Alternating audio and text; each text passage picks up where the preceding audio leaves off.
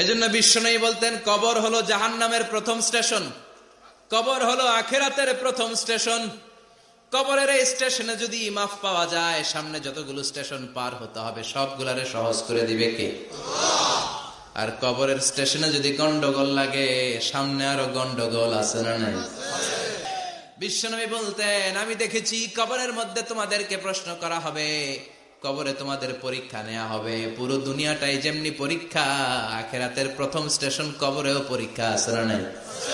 প্রশ্ন আছে না নাই? কয়টা? জোরে বলেন।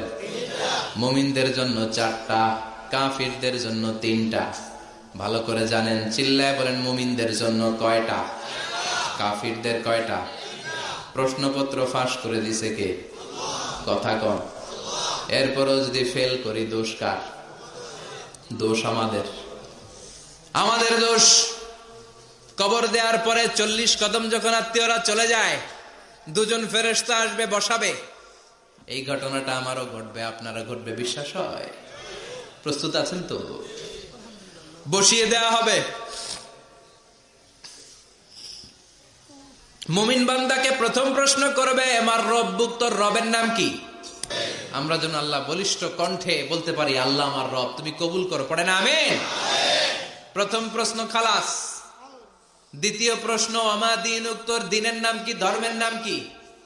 চিৎকার দিয়ে আমরা বলবো, আমাদের ধর্মের নাম।